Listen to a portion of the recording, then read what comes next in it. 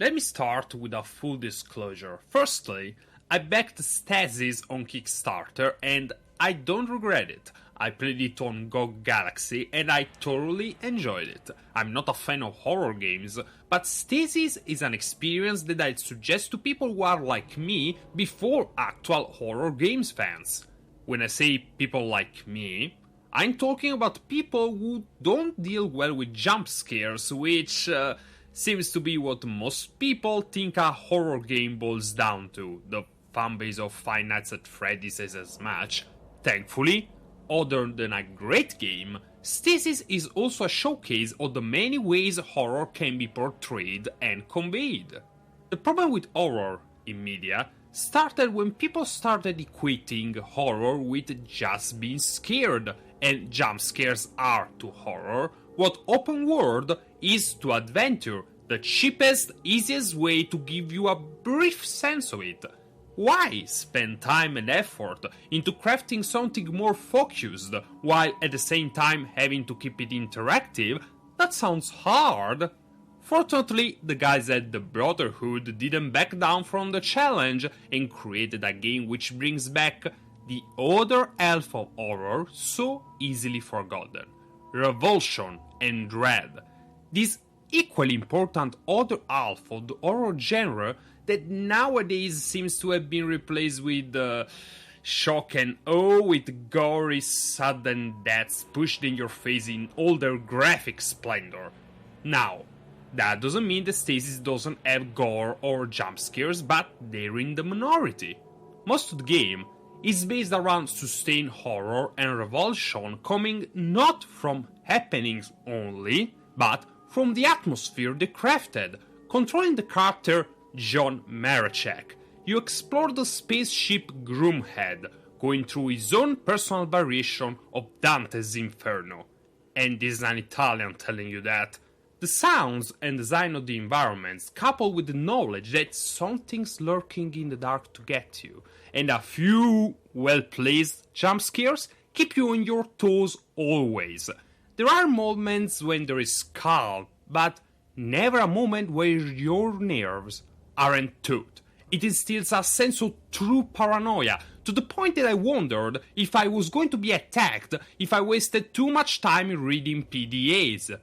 Speaking of PDAs, they're an integral part of the revulsion part of the equation.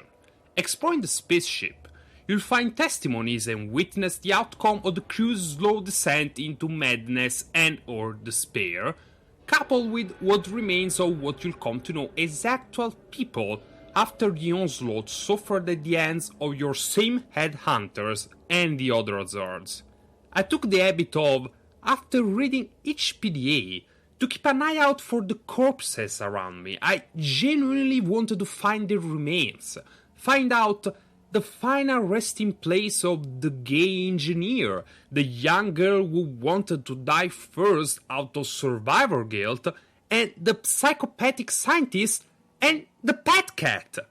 All the while having to see and do things that shake your character to the core and can seriously unnerve the player. Never has the sentence "I'll need a hand for this" been more literal than in this game. This is a great, finally crafted demonstration that horror can and must be more than just jump scares. Which is probably why, in the end, I feel they put way too much horror in Stasis. Yeah, I know it's a confusing sentence. I've been praising this game for how good it portrays various kinds of horror, and now I'm lamenting there is too much of a good thing? Yes, that's what I'm saying. And before continuing, warning, I'll need to touch on things that happen in the last part of the game to make my point. I won't mention exactly what they are and try to be not too spoilery, but in case you don't want to listen to this part, you can skip ahead.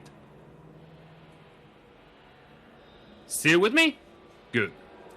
In the last segment, you and John witnessed something that I believe is the finest moment of horror of the entire game. It's gory, but it also hurts John on a personal level, and most importantly, you, the player, because it makes a lot of what you've done in the entire game moot. All the dread, All the paranoia, collecting information and using your brain for the puzzles, useless. All for nothing. It happens in front of your eyes and there is nothing you can do to stop it. It's the perfect moment which all the experience has led up to, but Stasis doesn't stop there. No, it decides to keep laying it on thick, or at least tries, because after that moment, nothing the game does adds anything new or more to how you feel. It's like trying to balance an apple on top of an incredibly sharp blade. It doesn't stack, because you already experienced something completely crushing. It's just more of the same, or something that doesn't compare. This is a problem that lots of stories nowadays seem to have, including Game of Thrones and The Walking Dead. Horror cannot exist without hope. Bad things are crashing, because good things have a chance to happen. Humans have a point past which they just stop caring. They don't feel despair or dread or sadness anymore. If they see it's hopeless, they just become numb to it all, just like many of the passengers and crew of the Groom had, even in the face of more horror. It's called dissociation, and it's a defense mechanism all humans possess. Past a certain point, they instinctively stop letting something affect them. Of course, that's not the case with a player, viewer, reader. They just stop being shocked or surprised by something that's not a surprise anymore, but a certainty. That's not to say that the last minutes of Stasis after that point are boring. It's just that when all is said and done, the extra layers didn't make me feel as horrified and hurt as that did. My reaction was something along the lines of, oh bummer. In the presence of no hope at all, even that particular event started becoming less effective in my mind because, hey, at least the characters are now all companions in misery. They won't feel alone on that side. But at the end of the day, we're still talking about the last 15 minutes feeling less impressive than one moment of the game. Stasis is still a must-buy for all horror fans, particularly the ones that feel cut out from it because jumpscare! The guys at Brotherhood crafted a fine specimen, one that has its rightful place in your Steam or GOG library. I can't wait to see the next creature these guys pump out, hoping it doesn't go bad like the ones in Stasis. My name is Menos Kaen, and at this point on this channel I'll talk about whatever the fuck I want. Jane!